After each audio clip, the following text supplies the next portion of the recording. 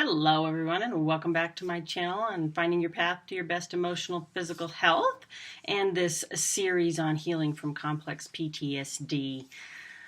Don't forget to hit subscribe if you like what you hear, because we want this information to go out and you to keep getting notifications when videos come out every couple times per week. And also, please share this information with anybody that you feel might need it, so we can go ahead and get this information out to others and spread the help as much as possible. Also, don't forget to download my 5 free videos, which are linked below, so that you can follow me and get the tips on laying the foundation to your best emotional and physical health. So with that, let's get into today's topic. I promised you we'd talk a little bit more about grieving and the processes of grieving and how they help you heal from trauma. And there's 4 different processes of grieving, and as we talk about this, you'll probably notice that people tend to use maybe one or the other, and so they have these incomplete grieving processes because they're only using part of their innate systems to get better and to deal with the issues that they have. So the very first one, you'll see a lot of people do this, right, is angering, right? So getting angry about what has happened to you, and that one's quite common, okay? And so this is one of those things where it can kind of diminish the fear and shame when you get angry about it, and you're like, this was wrong, what had happened to me, and those kinds of things.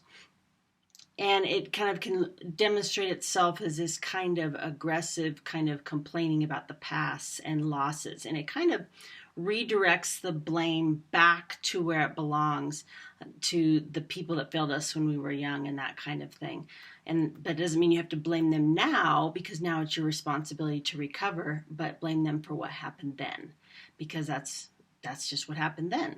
The other thing, it kind of rescues people from their powerlessness. That's the benefit of anger. So when you're in an emotional flashback and you feel powerless, that angering kind of brings back that I have to take control of some of this. And so when I have patients that get really, really angry, I encourage them to talk about that, and that it's okay to be angry. There's nothing wrong with that.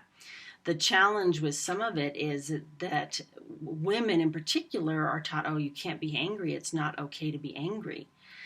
And in some cases, and then men, they tend to, this is the only thing they do. This is how you need to control all of your emotions, is just with the anger and deal with all of that. And then I've seen men like that as well, where that's all they are is angry, because they never go to any of the other stages of grief and deal with those, because they've kind of been conditioned that it's not allowed, especially when we go to some of the other ones. So you can kind of get stuck in using just that part of the healing process, and so the healing is incomplete, and it doesn't get to where you really want to be. The second one kind of ties in with that, and that is crying.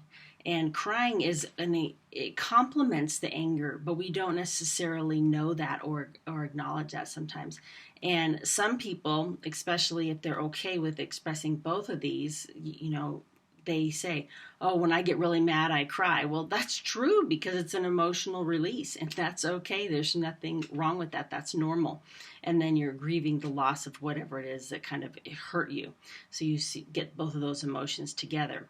But like I mentioned with the angering, sometimes there's a social conditioning to this. Women are the ones that are not supposed to get angry, and they're supposed to cry when they're, upset and they want to heal something.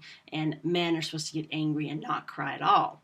And I think a lot of the times in some men, they get stuck in that, like I said, in that angering, and they cannot move to this stage. It is very, very difficult for them, because it's seen as weakness or whatever that is, whatever they've been conditioned, and they never fully heal. And I think that's kind of sad and unfortunate.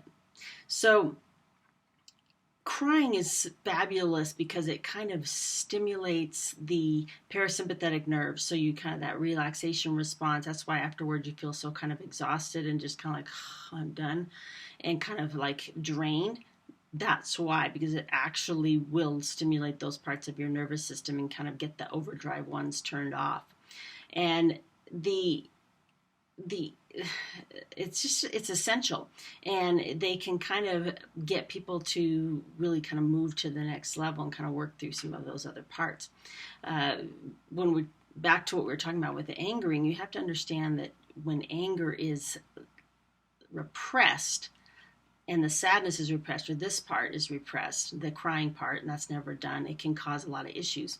It causes issues in relationships, and it causes issues physically a lot of the times, because anytime you suppress this part, the fear, the anger, not the anger, excuse me, the crying part, the sadness, that part, and just relegate it to the anger like we were talking about earlier, it just allows for incomplete processing of the emotions. All right, let's talk about one of the next ones. Number 3 is verbal ventilation. And we've all kind of heard this, right? You know, verbal diarrhea, word vomit, those kinds of things. There is some therapeutic response to this, okay? That's really, really important. It actually kind of airs out and releases the feelings, because when you're kind of stuck in your right emotional brain, and your brain is going and going and going and kind of activated, and it cannot slow down and process through, the verbalization of it is actually what puts the left brain, the non-emotional side, online and rebalances the overall integration of the information and helps kind of develop that. Okay, so there can be some limits to this, because a lot of times if people are healing from a lot of stuff, it can be hard on their friends and family, that if they're constantly going through this, and if they don't seem to move past any of these stages or through any of these things, and they keep kind of get stuck in a loop, then it kind of can become an issue, because then people are like, well, shouldn't we be moving through this? And things should be getting less activating. And sometimes people need to understand that they will always be activated. There still is going to be those triggers, but they won't be as bad the next time around. They'll be less frequent, and that's what you're looking for.